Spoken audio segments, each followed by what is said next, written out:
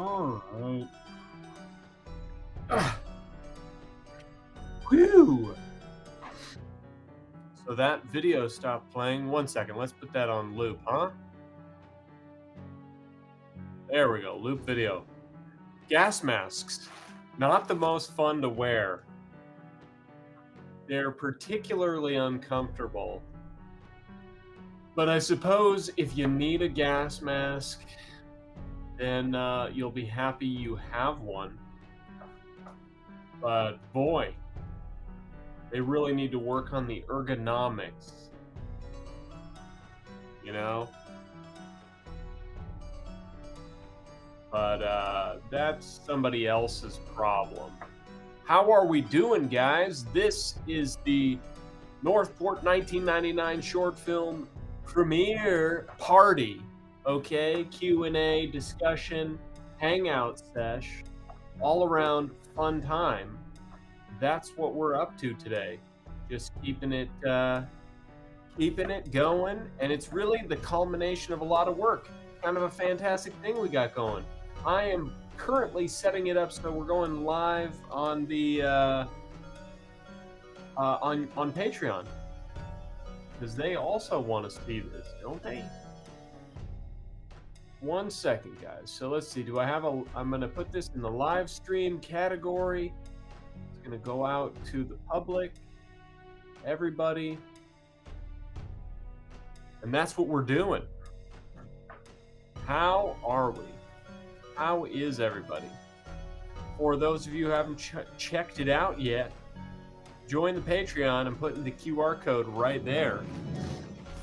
That is how you can get access to the book, the art, the short film now, the audiobook, the pilot episode screenplay, the TV show pitch. It's all on there, okay? And for anybody who might be confused, we just put out the short film today, and if you are a paid Patreon member, you get it for free as part of your membership. But it is also there as a product for people who are not yet ready to become paid members. You can join the Patreon for free, and if you want to just access the short film right now, it's in the shop, and it costs a little bit more than becoming a member. So I think it's worthwhile to just become a member, okay?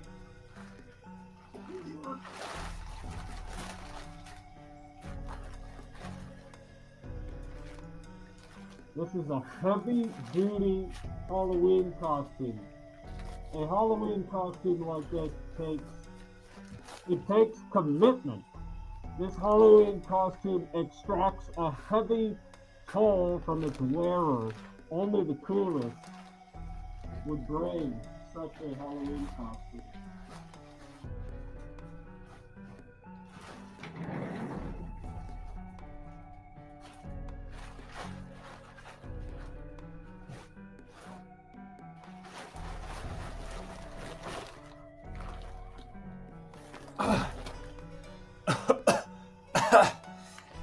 I'm starting to squish my ears off. Okay. Enough of the mask. How you doing, Michael? I see Michael in the chat on YouTube. Happy Halloween, everybody. Happy Halloween. How are you? Mwah! You know, this makes me realize I haven't done a reading of my book, NØRTH PØRT 1999, in a long time. We might have to do a little bit of spooky reading. So, just to make sure that we get it, we are partying, celebrating the completion of this short film and finally getting it up on YouTube. And I'm so proud of everyone who collaborated on this project. And I can't wait to share this stuff with you guys. Okay, so hi, I'm Bodie Werner, by the way, for anybody who's new here. Today, the 3D animated short film that we made using Unreal Engine, based on my sci-fi thriller horror novel, NØRTH PØRT 1999, is premiering on Patreon. Patreon.com/Bodhi the Movie Maker. You can hit up this QR code to get there.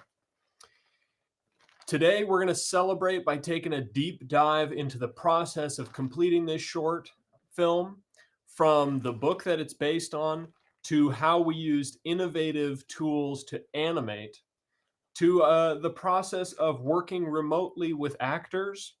We will even have some of those voice actors on as guests, probably, fingers crossed, to talk about their experience. So we've got a lot of behind the scenes videos, pictures, and concept art to show.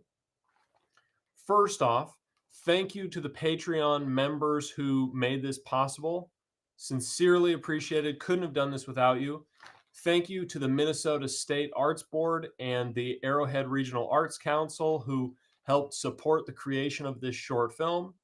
And special thanks to Serena Catania, Pamela Cedarquist, Philip Gilpin Jr., and Mark Eveslog. You can see them on the official IMDb page for the short film. All right. Am I live early? Evo says, didn't know you were going to be live early. I think we're live right on time, sir. Right on time. But I'm happy that you're here. Fashionably late, I might add, but happy nonetheless. I normally go live at 4 p.m. Central Standard Time. Now you got me questioning, am I off my schedule? Because it happens. Sometimes I forget. I am fallible, my friends. I am fallible. So then, we can put that back there. I'm just kajiggering around with the windows here. Look at this. This is my favorite Halloween. This is one of my favorite Halloween decorations. The Zappy skull. Look at that. I love it. Yeah, I think I forgot because we're off of daylight savings, so I'm an hour behind. Makes sense. Reset your clock, my friend. Reset. Speaking of reset, time to take a little breakaroo and have some homemade boba. It's really hot though, so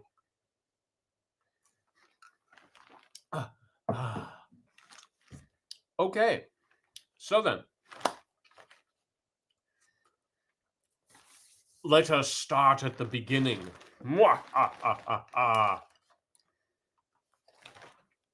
Where did this project begin? Well, really, it started with a nightmare back in like 2017. Crazy.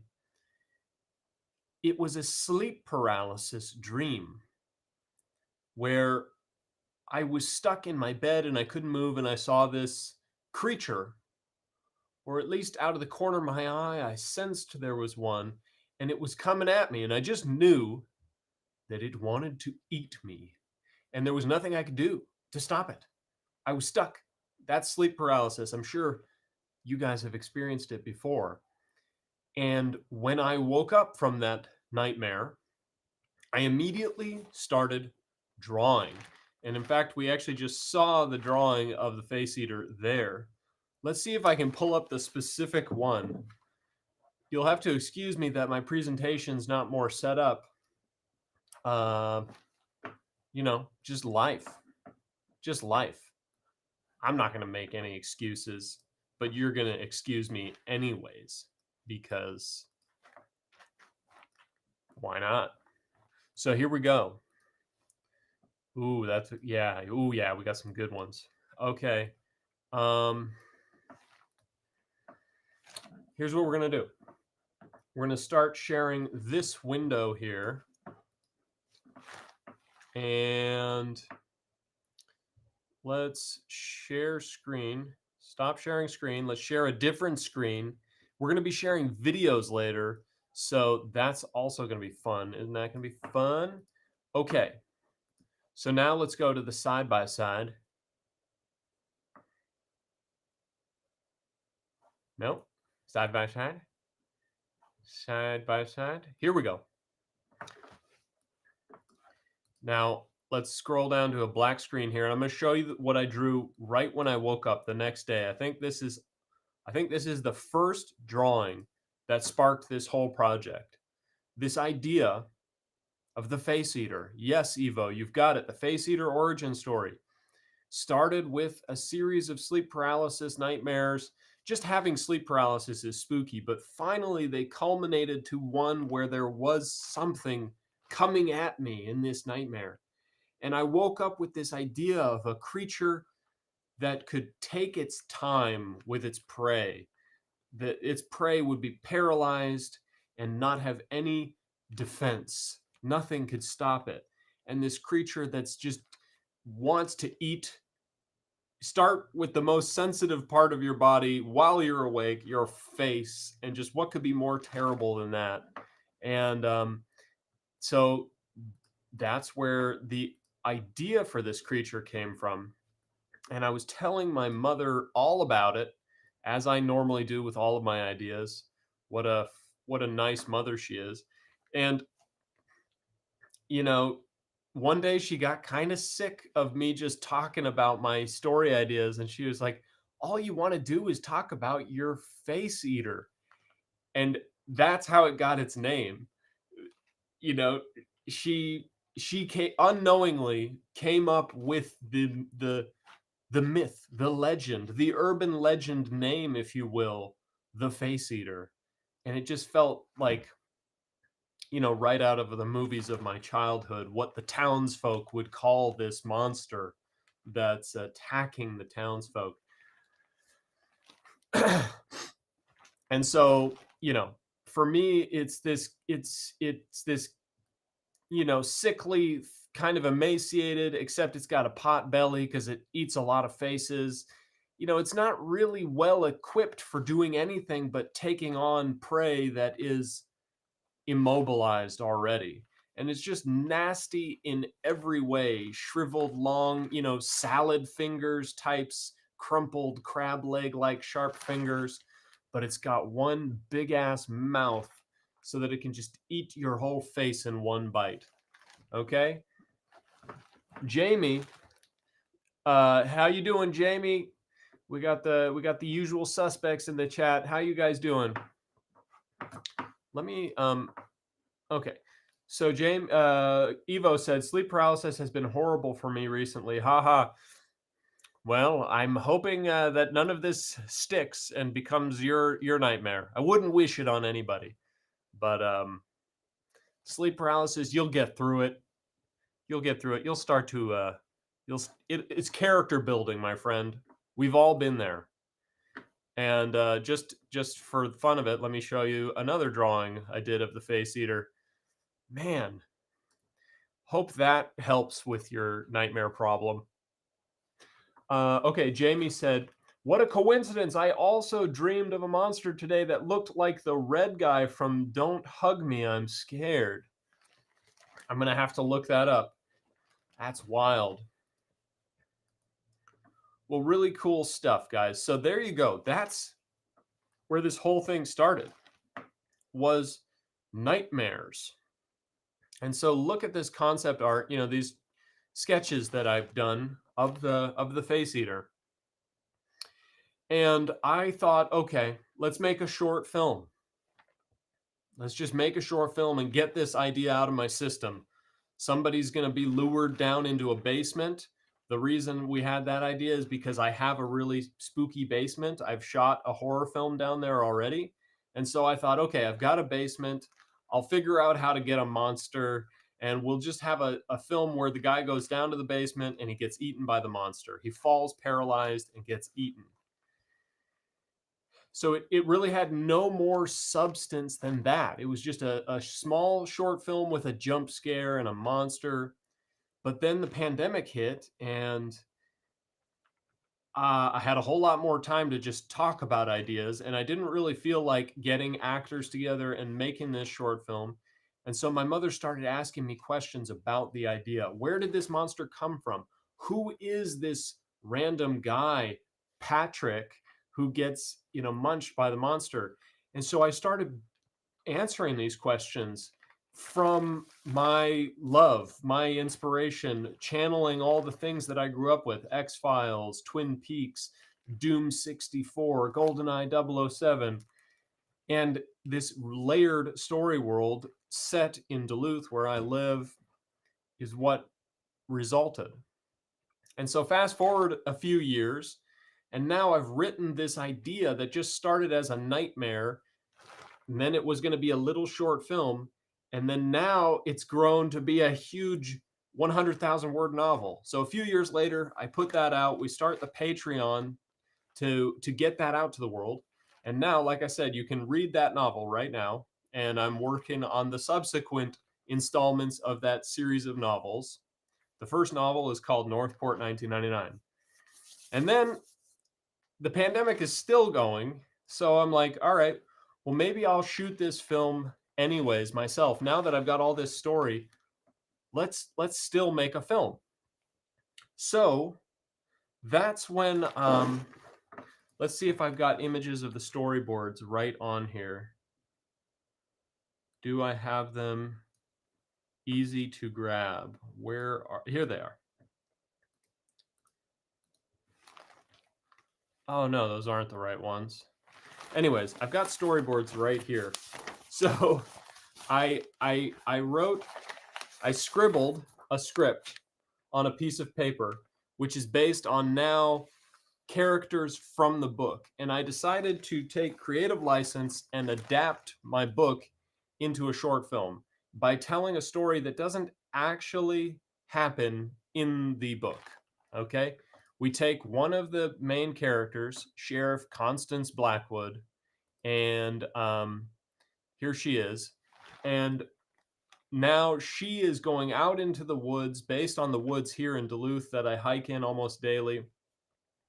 And she's going to find a lost hiker.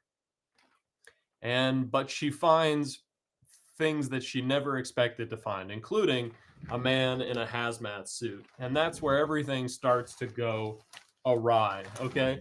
And so I took that idea and I turned it into these really crappy little storyboard sketches here, okay?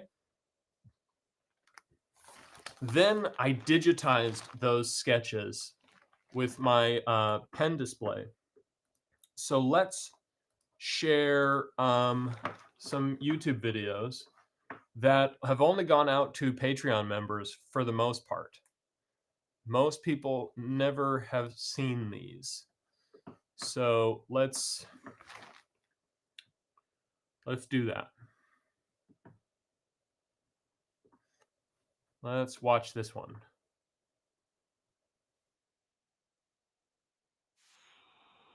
The correct screen. Share this tab instead. All right, now this should work.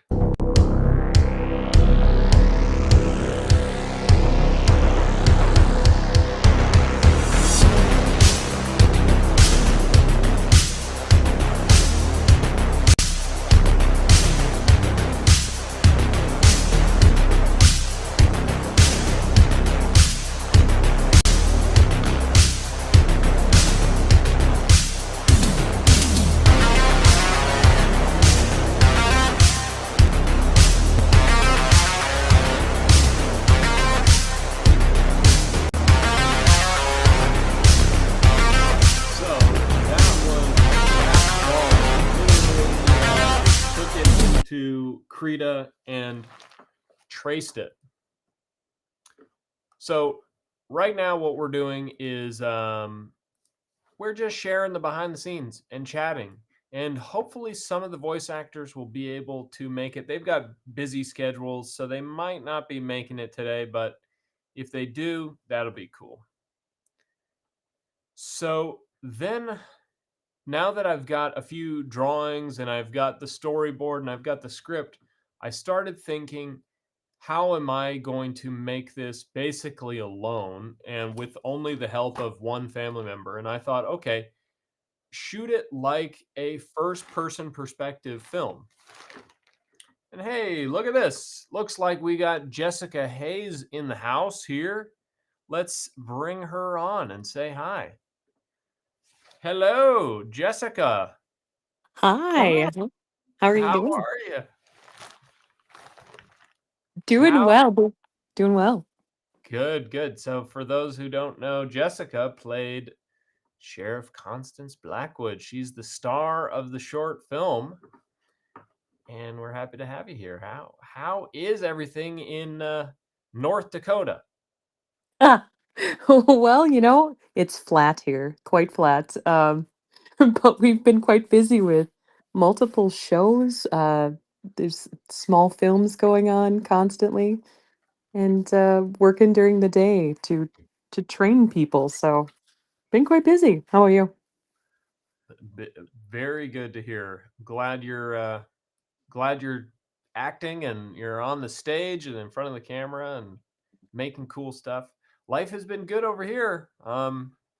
Really happy that we've got the short film selected to a handful of different festivals, and we got one coming up.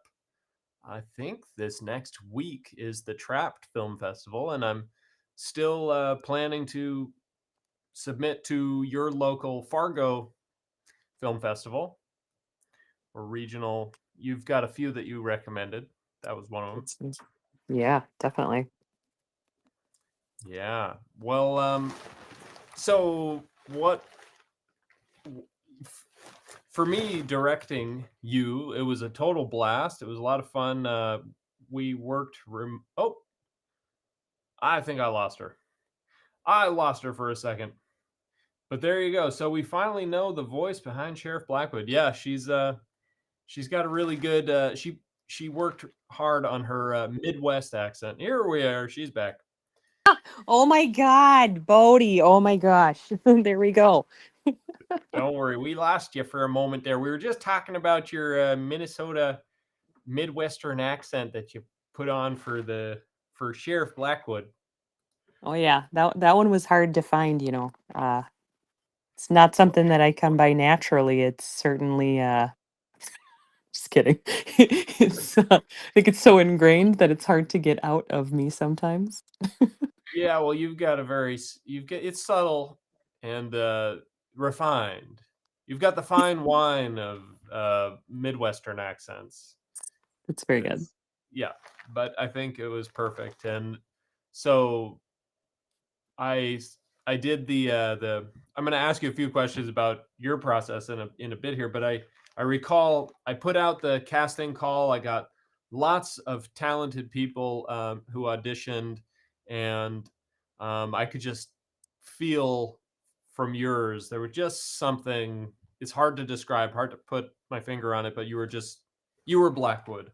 Um, you just had it naturally. Nice.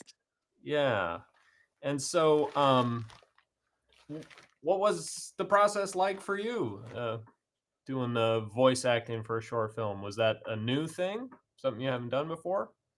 Uh, Good question. For this type of animation, I had not participated in any voiceover work so far, and nothing that certainly got quite as much acknowledgement in uh, where we've been around different festivals and circuits already. Um, so it was exciting to build my way into that next level. To give a little bit of history, um, coming back into a bit more heavily involved acting than I was over the past, let's say, 15-ish years, because I stepped aside, mostly was working on being a responsible parent, things like that. Oh yeah, So, just that chestnut. That's right. just Yeah. a little bit of work involved in being a mom. Just a little, right, and with Claire, with your own mom, it's you sometimes you put your own projects aside because you're like, I can always come back to these projects. These are always going to be part of who I am. In the interim, though, I was continuing to do small things and sketch comedy shows locally, or um, various commercials and whatnot. But staying in this small market is hard because there's not a whole lot going on. Uh, Doing a lot with like the college.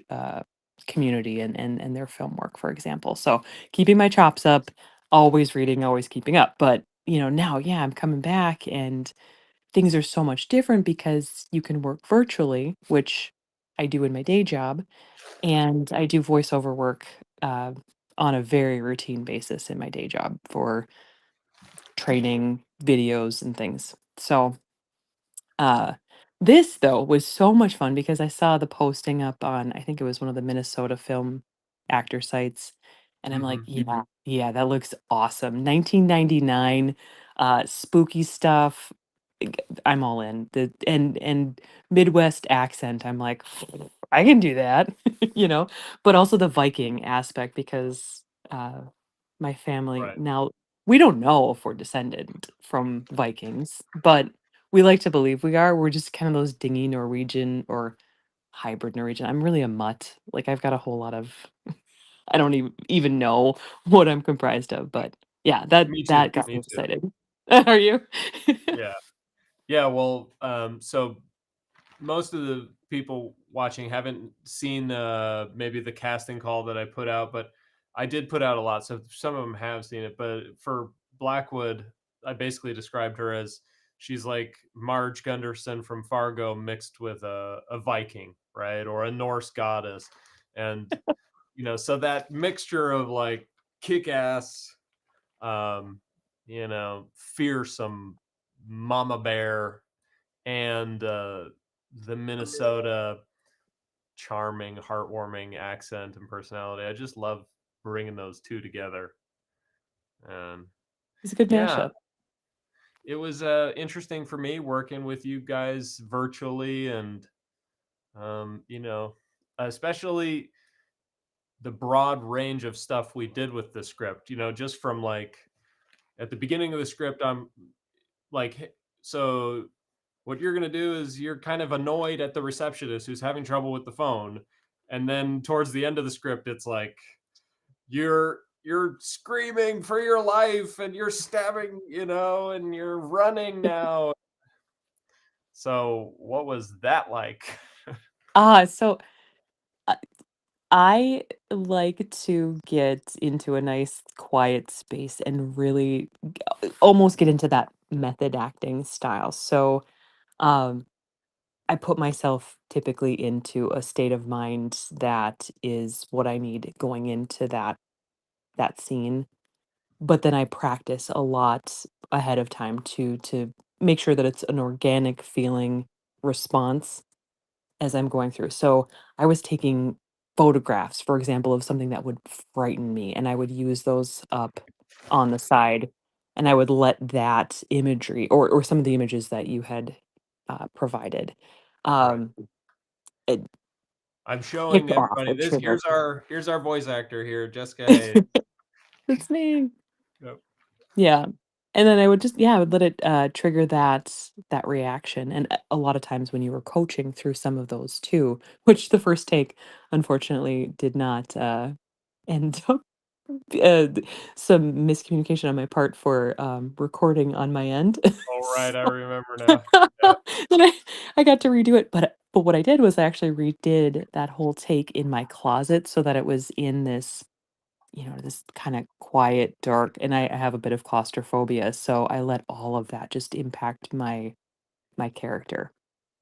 That's amazing. Yeah, well, I watched it on a big screen at the Minnesota Web Fest, and I was just getting goosebumps with your performance, and it came through really well. And it was so gratifying to get to see, to get to share you and the other actors, amazing work with this audience, and to have them clap. And um, one thing that I recall is that some of the audio I used was actually from your first audition, some of it. Oh, yeah, And yeah. that I think was recorded on your phone. So I want to say to other filmmakers who are always like trying to get the best microphone or always worried about the technical stuff. And then so some of it was from your phone. And then I forgot to say, "Hey, will you like make sure to record it and send me the file?" And so we had a miscommunication, and so some of it was recorded through a Zoom call on my end, and I still used some of it. And then you went and recorded it professionally on your end for the third take. But that's filmmaking, right? And I was so happy to say that a lot of it, even the stuff where it was recorded on your phone or recorded through the Zoom call, your performance came through, and it didn't matter that we didn't get it like the perfect recording setup right away. Nice. You know, it's not always what matters the most when you have a really great performance. And sometimes there's just something about one particular scream that, you know, I can't figure Yeah, out why, but that's the one I need, you know. that's right. You wanna hear something funny? Yeah. Alright, so that first take, the audition take, I had actually done that in my car. I was, sequestered in the garage in my car. Now, it wasn't on, obviously, that would be bad. So I'm in my car because it had the best acoustic, and sound ability, you know, with what I had for recording devices at the time. But my kid inside the house heard me screaming and popped open the door. So there's probably one point in that recording where you can almost maybe even hear me just shift into like mom mode, and I'm like waving my hand frantically, like, go away, I'm fine. I'm working. Yeah, I'm not in trouble here. Thank you for coming to rescue me. I thought I had let them know as well, you know, ahead of time, but Yeah. no. Well, thank you for validating my performance. It was so good you came to save me. Yeah, that's really good. What a Yep. crazy thing. Yeah, I was reflecting multiple times working with you, especially because since you're the main character and you're there the whole time, the whole thing is seen through your eyes as the character. So you're literally breathing life into the soundscape. It's your breathing, it's your grunting, crying, screaming, dialogue. Um, and I just was reflecting so many times when I am like, okay, now you're knocked out, but you're kind of waking up, and your slurred speech, and you're gonna start screaming, and it's gonna build. And I was just thinking, what a crazy thing we get to do for a job right now, you I know? know. Oh, it was definitely my one of my absolute favorites that I've done so far. So the process of being coached through that imaginary circumstance was truly helpful. Yeah. Yeah, and I hope I didn't, overdo it. One of the things, especially for me, because I'm learning as I'm going, is like over directing, you know. So I hope I didn't do too much of that. No, I don't think so. I mean, from my own personal process, no, I thought it was great. Good. Michael B on YouTube is saying, I think the voiceover was excellent. Great connection to the character. Yes, Awesome. I Thank you. couldn't agree more. Couldn't agree more. Yeah, it was a really fun, strange process, and I absolutely can't wait to do it again. We're going to be making more stuff, and there will most certainly be uh, more opportunities for Jessica to scream. Oh, you haven't told me. So would this be prequel? Did I die? That's the one thing that I don't really like. It leaves it a little bit ambiguous. Am I dead? Or is I'm left? not going to spoil it for the audience. You Uh, have to tell me on the side. yeah, but I think one of the fun things about it is in the book, none of this happens. So it's like they're all characters from the book, but this is just this is like its own little alternate spin-off that just so that I could make a film animated and do it out in the this wooded location. So it's a kind of a different take on the story. It's like your own like meta fan fiction then. Yeah, No. right. I guess. Yep. Yeah, it's just making it up as I go along, and I am my own biggest fan and my own worst critic at the same time. But As as Evo a as a said connoisseur. Oh, go ahead. Go ahead, sorry. oh, he What was they say? he was agreeing with Michael's sentiment. Oh. Yes. No, You're, so you deserve it. I am a horror connoisseur. Like I consume every level of horror that I can find. And this is a truly like well designed universe. I was explaining it to both my kid and my husband, you know, and I feel like this could really travel far. And you know, it's such an interesting story that I do feel like individuals out there who love horror like I do will love to also consume this universe. It's fun. It's just yeah, it's fun.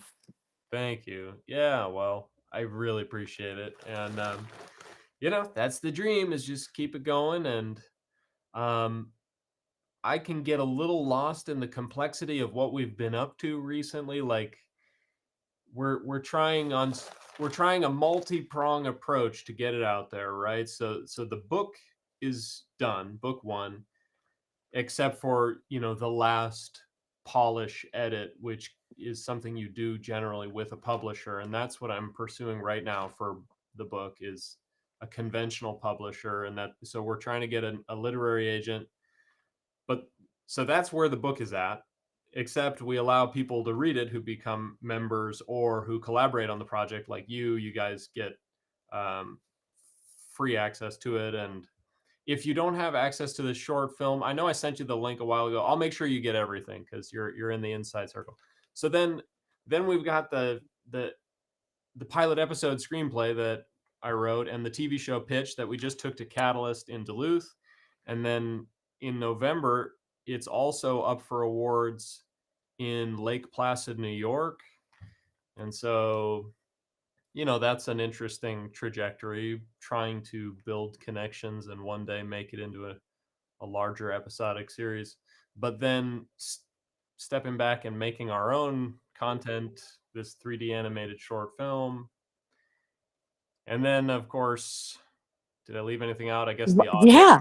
Yeah. Live act live action, is that the TV pitch script? Yeah, that's the idea. Live action and shoot it here in Duluth would be the absolute dream. Oh, yeah. You know. Luna's gonna be in there, right? We're looking for a Luna? Yep. Yep. Yeah. Yeah. Um, so the live action one that I was talking about on Facebook recently. Thank you for reminding me. Anybody who's watching, we're going to be doing an open casting call for multiple characters. But the one that we were talking about recently that we were location scouting for is going to be Luna and Mary Catherine. They're both tweens, kind of becoming friends, bonding, and they come across some dark stuff out in the woods. So we got some parallels to this most recent short film. But yeah, um, That's amazing. yeah. Okay, can I pivot and ask you a question? Please do. You get to do Oh, whatever okay. you want. Okay, so the one thing that's been burning on my mind is like, okay, number one, this is what sparked it. You've got some cool swag, right? Uh huh. And you've also got like a coat that has the representation. And where does one purchase the swag? Good question. What a great question. We didn't plan this. Just trust me on this. This is something that I truly want, but I'm sure that viewers, listeners may also want someday. Well, you know, because I'm making everything up as I go along, it kind of we're gonna be adding more stuff. But here's the hazmat bomber jacket to commemorate the character in the short film, the Hazmat Man, and so that is all on NØRTHPØRT1999.com. Nice. Pretty, yeah, it's pretty makes it easy, or just NØRTHPÖRTstory.com also. And there's like a merch link, and but I'm gonna try to figure out the right sizes and stuff. I think it has different size options, but for sure before you I also have merch discounts. So people who join the Patreon get 15% off, and the people who join for free get 5% off. But I have to make sure to put those discount codes back out, and I'll send you some of those because you're in Fair the enough. inside circle. Yeah, but good question. I'm gonna add some more stickers to that. I gotta get back in there. We have so Oh, much art, and we have this amazing artist, Gus Trouth, who helped me make a lot of the illustrations. And I did this hazmat man here, but Gus did some really amazing character illustrations, like the one of Blackwood. Let's find that. Here she is. Oh, this is a Christmas themed one. Blackwood oh, and her trusty German Shepherd Rex. Yeah, it's kind of funny it's a funny world how all these characters came about. This character Blackwood is a synthesis of a few people, but I also have a neighbor who who was a former police officer, and she's a sheriff's rescue department volunteer, and so she's got her like big sheriff's SUV, and she's got multiple German Shepherd cadaver dogs that go out and they find dead people, but they also find living people who have been lost out in the woods. So search and rescue dogs is probably a better name than cadaver dogs, but that's right on. so. Anyways, and then across the street, the other neighbor, they had a German Shepherd named Rex, and so just pull from life. Pull from life. The synchronicity is what makes art so much more meaningful. I do like that. And let's see, Evo, who is on the other side of the world, says, "Gotta go. Great listening to y'all, and want to say I'm proud of you and the progress you've made. Will definitely watch the short film when I can. Have a great rest of your day." All right, Evo. Good night. Sleep well, my friend.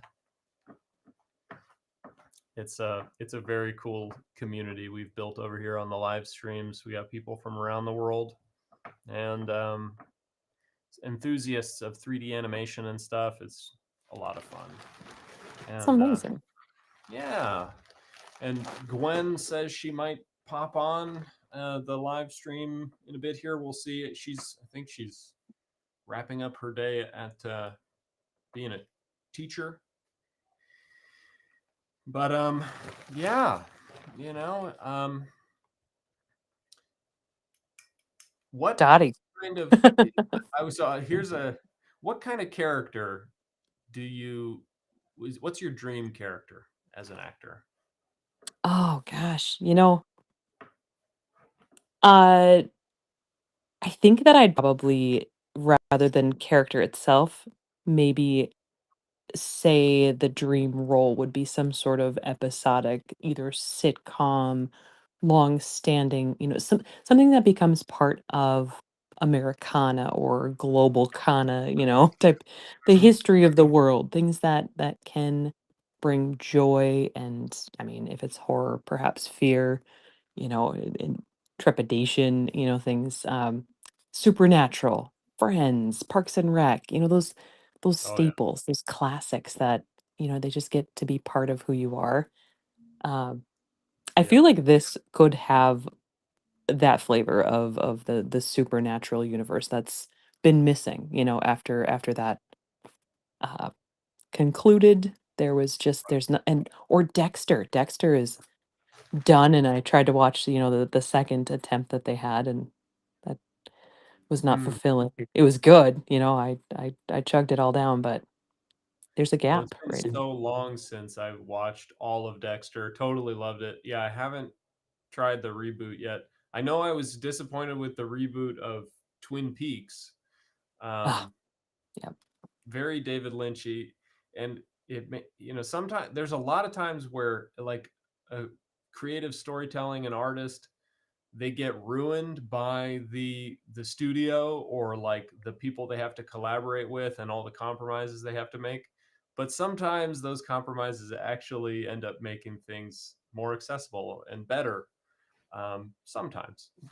But then when people go off and make their own artistic take on something with maybe no regard for the audience, I don't know. I don't want to disparage anything, but I love the original Twin Peaks so much.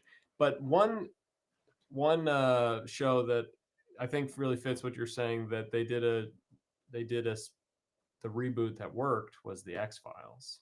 And I don't know, Oh, there's something about that.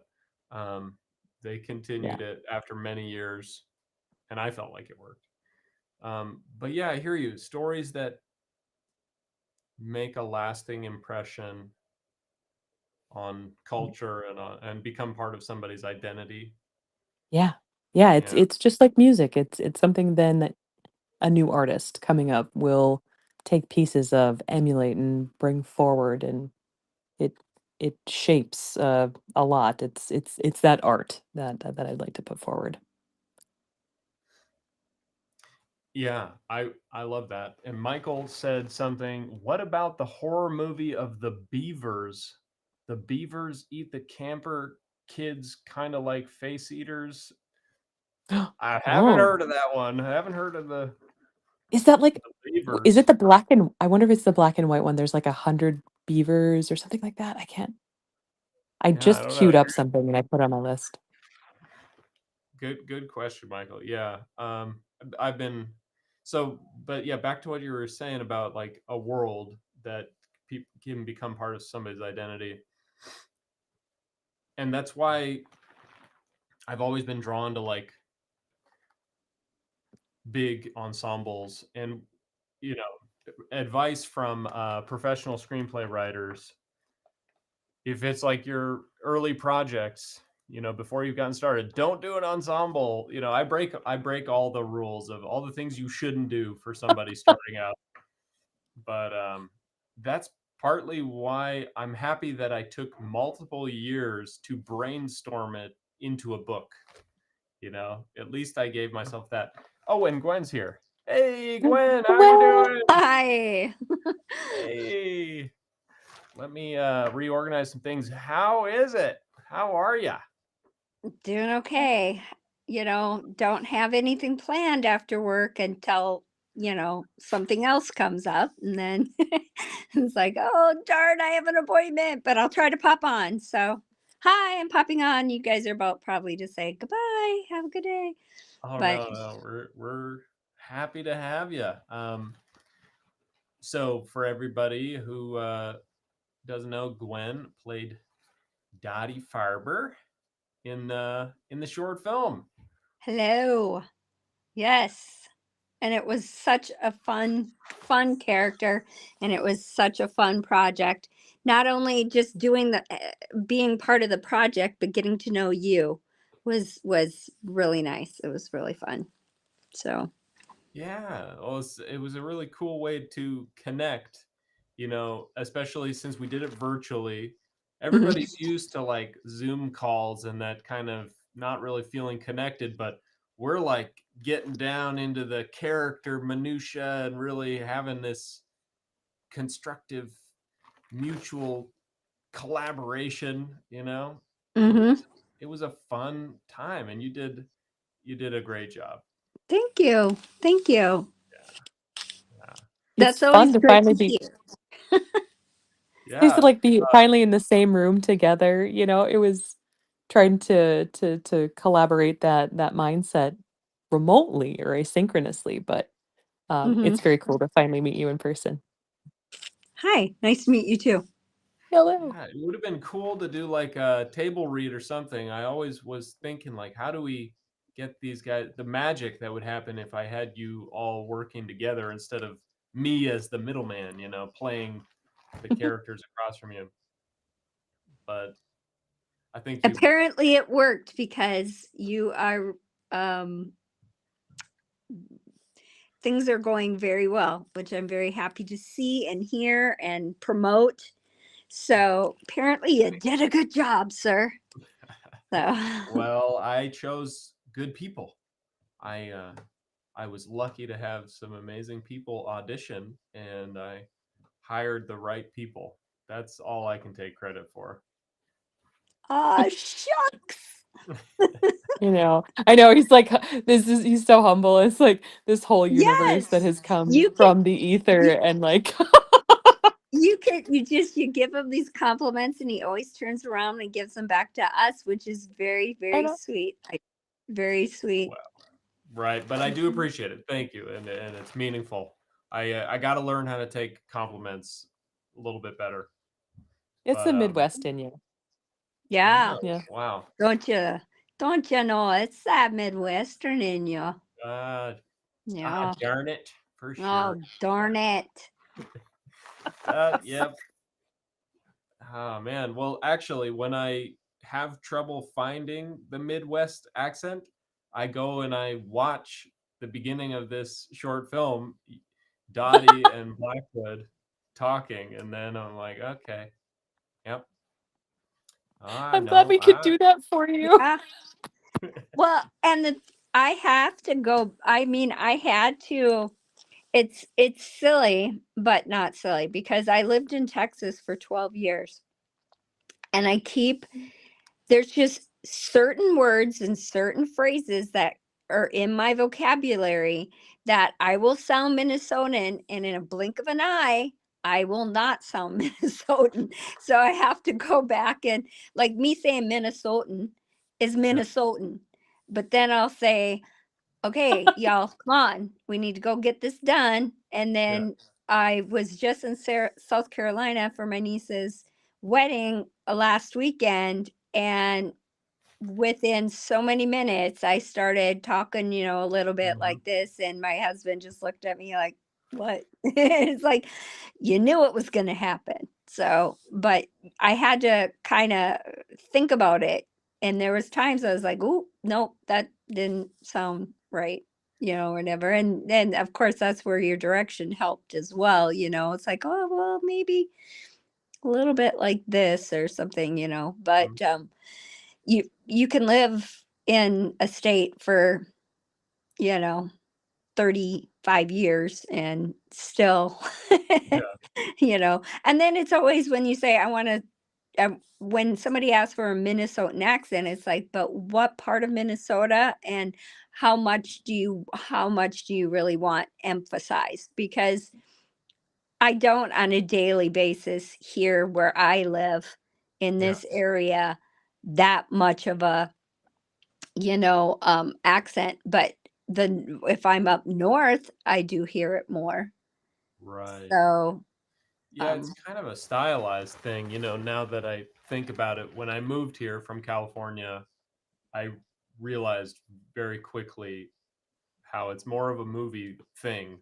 It's more of a movie affectation than mhm, the reality, but it feels appropriate for like a period piece, mhm, especially in 1999, where before things became so homogenized, where everybody's consuming all of the same media, so we're all kind of have an American accent. right, right. But Jessica's got the Midwest accent ingrained. So were you born in the Midwest, Jessica? I was, and I lived very close to Canada for much of my growing up years. Came back to Fargo. Yeah, so go figure that it is embedded within my dialect now. I Yeah. love it. I love it. Yeah, well, what is it about the Midwest accent that you guys think? Well, yeah, I don't want to guide the answer here, but what are your thoughts on the Midwest accent? I think a lot of people, well, it depends on their age, but people think of Rose Nyland, Golden Girls, Mhm. oh, yeah, we're a little dingy, you know, um, not and naive, even though, but I think Right. that's what they think. We're not from a coast. We're not California. We're not New York. Oh, we're from Minnesota. Minnesota nice. Sometimes Minnesota nice actually means sarcasm, and uh, that's what we say to your face, but not. Right. It's not always Minnesota nice. Isn't always Minnesota nice. But But that's what they think, is that we're going to be polite, and no matter what happens. Oh, yeah, you just ran into my car. Oh, that's okay. Our insurance will take care of it. No, no. But No um, worries. I don't need you to get me a taxi. I'll be fine, you know. yeah, yeah. Oh, you don't have insurance? Oh, no worries. I'll just use all my savings. But no, but no, I think that's what, in my opinion, is that's what they think of Minnesota, though. Is Minnesota nice? Maybe a little dingy, maybe not quite as smart, you know. Even though I will say we have a very good education system here. So Yep, yep. What about you, Jessica? What do you think? What are your thoughts on the Midwest Minnesota accent? I would reflect this the same. It is. I, I I think people, when they've met me from other states, if I've traveled, they can pick it up pretty quickly. They're like, "Oh, you're from up north somewhere," and I'm like, "Yep, Canadian, or what, North Dakotan." Oh, yeah, yeah, there it is. And they're like, "You guys still have buggies and horseback up there?" And I'm like, "Well, there's horses, yeah, but we do have cars. yeah. Right, right. It's not just open range." We So have 3M. Come on. We We got the internet. We got the internet up here, up north in the Arctic Circle. yeah, Yeah. yeah. Well, I think there's something derisive about it that can be, but I also, me coming from California and having seen the movie Fargo before actually living here, and Frances McDormand's portrayal of Marge, there's just something so heartwarming about it. And then when I came here and started participating in potlucks and Yeah. backyard barbecues, and my neighbors are just so kind, and they would bring us things that the first time they ever met us, for like landscaping or whatever, and just so helpful. And that's what the accent represents, and kind of the simple niceties of every time we go on a walk, the majority of people you walk by or drive by you, they wave, or Yep. smile, just yep. because you coexist in the same space at that same moment, Mm-hmm. rather than New York or something where you don't even look at them in your peripheral vision. Right. There's just We that are community. Minnesota nice. We are Minnesota nice. I think that they just always assume nice Means is, naive or stupid. yes, naive, Yeah. Mhm. and no, but I do agree with that, though, too. I mean, I was born in St. Cloud, and then, I lived here until 6th grade, and then I lived in Texas, and I lived in Amarillo. It was a bigger, I mean, when I left St. Cloud's grown a lot. It had grown a lot, since then. But uh no, it was kind of the same thing. Mhm. It's not everybody wave at everybody and Right. everybody. And I have potluck tomorrow at work, by the way. Oh, I love it. Right. Are you bringing the hot dish? The hot dish. There is a couple of hot dishes coming, but no, I'm doing a meat and cheese tray. Okay, very good, very good. Yeah. Funeral bread. Funeral bread would be the cliche, probably, too. Have you guys had funeral bread? Yeah. I haven't. It's Sounds a kind of creepy. wonderful treat. It is. It is something that you would experience in the rectory of a church, typically, with nice church ladies preparing a spread. But there's always church bread, which is like cinnamon bread, like the cinnamon swirl bread with cheese whiz and then olives on top. What? It Wow. is. Yeah, it's exactly. That's the reaction you should have. Is it called funeral bread or church bread? Funeral bread. Yeah, Funeral if you bread. Google the funeral bread, Wow. Okay, so I haven't dived deep enough into the Midwest. stuff. Michael B said, "Who's bringing opossum?" Oh. I don't know, not me. You can bring it, Michael. He's also a Midwesterner on YouTube. That's excellent. Yeah, well, I mean, it's just, I guess, just to make it a little bit about like the first inspiration for the whole book and everything was like a monster, and then I started layering on all these ideas around it. But like the thing that really jazzes me up is when I go on these walks and I just wave at some stranger and they have a big smile and they wave back, or I talk with like a neighbor who's raking his leaves in his yard and we talk about the weather, and it's just so wholesome and they're so nice. And so that is the Minnesota nice that I took.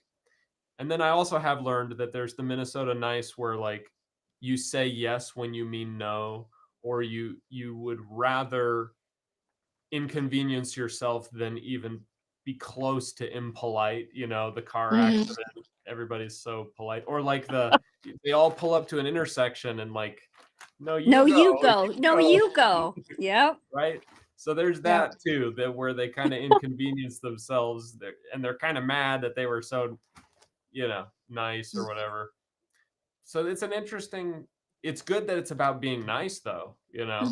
So that's kind of like the most important thing for me. All the stories that I love the most are about people caring about each other, and we care about the characters because we see the other characters caring about each other.